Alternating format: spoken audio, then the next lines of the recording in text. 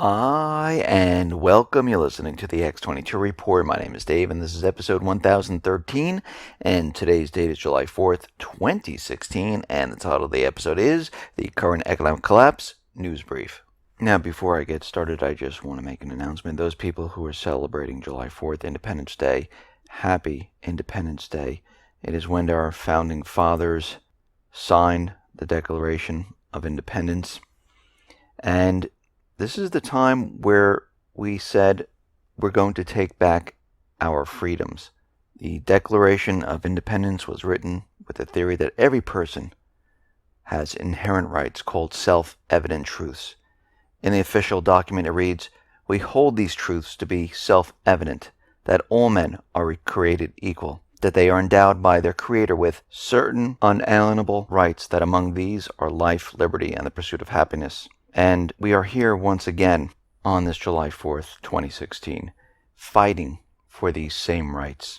And once again, just like our founding fathers have told us, we will have to fight again to be free of a tyrannical government, to be free of a government that's trying to remove our rights, to be free from control of the central bank.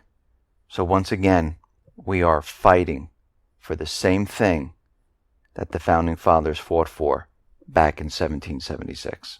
Let's get right into the economic collapse news. Now, we understand that the economy is continually deteriorating and we're continually seeing more layoffs occur. Many of the corporations now are out there letting everyone know that there are more layoffs coming down the line. We see that the U.S. largest private coal miner, they're going to be laying off about 80% of their staff.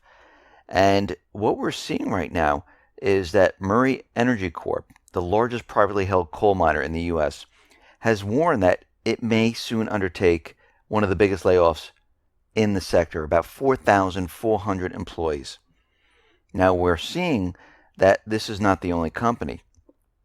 Other companies like Peabody Energy, Arch Coal, Alpha Natural Resources, they all have laid off. They've declared bankruptcy.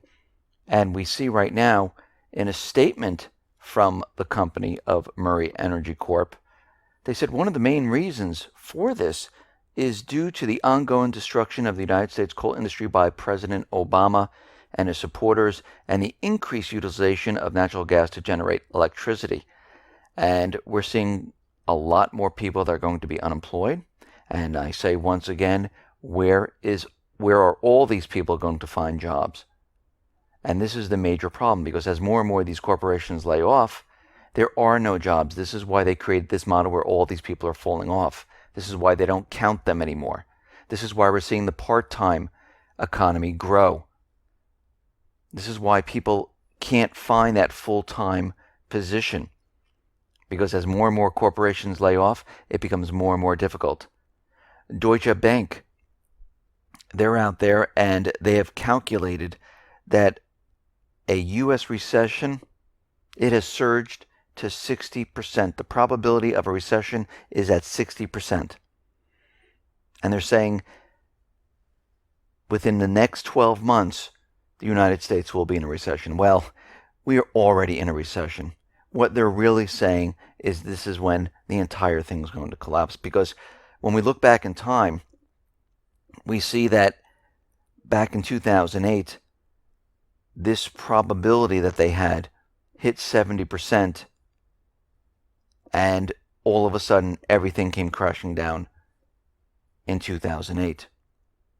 And their calculations, their yield curve, it has successfully signaled the last two recessions when the model output rose above 70%. Right now, we are at 60%. So we are very close to this major collapse of the entire economy. Out in Austria, we see far-right party leader Norbert Hofer said Turkey joining the bloc could be the game changer that forces Austrians to call for an EU referendum. They're saying they're going to have to leave the EU if Turkey wins the bid to join the EU. So we're going to have to watch that situation very carefully. Out in Ukraine, we see the PM, the Prime Minister, calls for more NATO action to limit Russian aggression. We also see this plan that Turkey and Ukraine has to try to reclaim Crimea from Russia.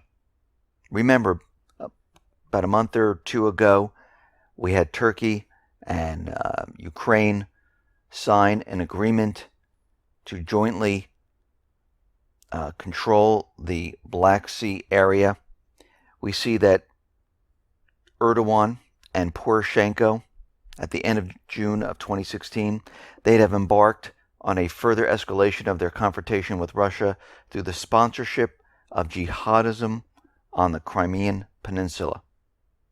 This campaign, right now, it is picking up pace to the point of becoming irreversible because of the recent activation of the Crimean Tatar Battalion and the Turkish-Ukrainian comprehensive program to Islamicize the border area with Crimea. Now, Kiev is eager to participate because this program will escalate the confrontation with Russia, and they're hoping it will prevent a political solution. Even if the U.S. attempts to impose one, which we know they're not going to.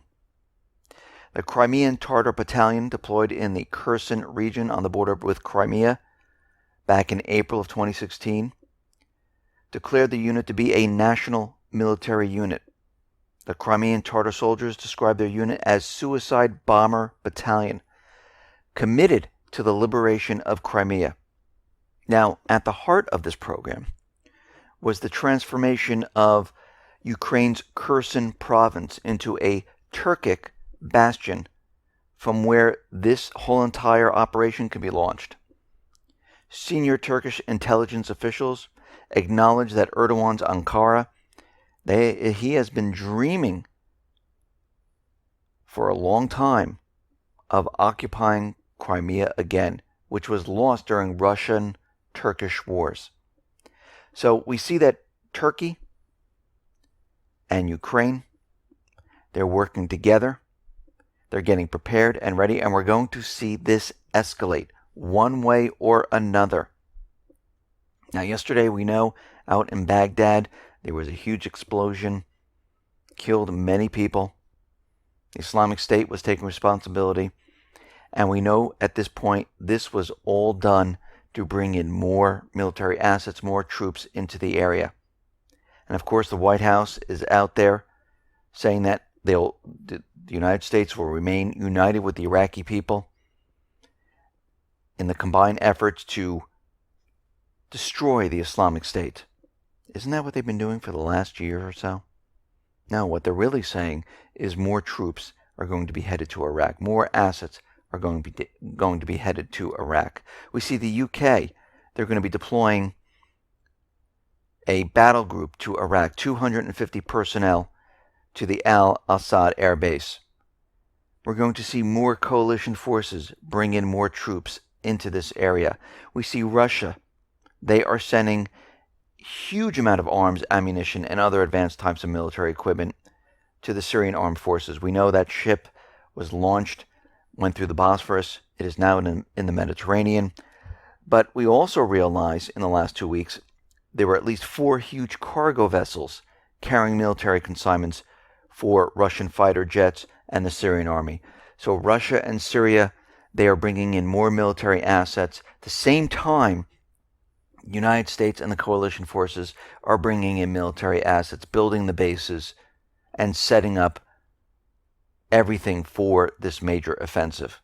And this is something that we need to watch. And we have to remember, Incirlik Air Base right now is currently being used by the United States, Germany, UK, Qatar, and Saudi Arabia.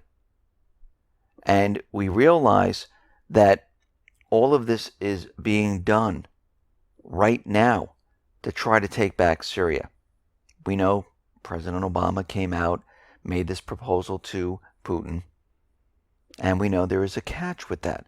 We know that the United States hasn't separated the moderate rebels from al-Nusra, from al-Qaeda, and it's going to make it very difficult. Now, of course, Russia's most likely going to come back and say, okay, let's work with this proposal.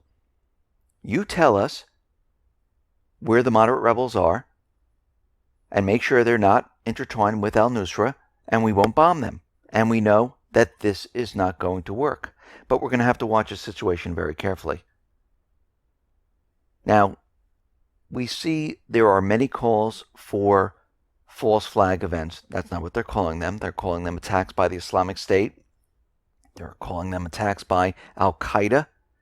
And this is continually building this up in the world's mind that there's going to be attacks coming very soon. Now, of course, they need to do this, and we know it's going to be a false flag, because they need to get the countries, the people, the governments all together to go fight in this next war. And as we move forward, as we go through this year, the economy is going to continually deteriorate. Things are going to get worse. We're going to see more of these false flag events.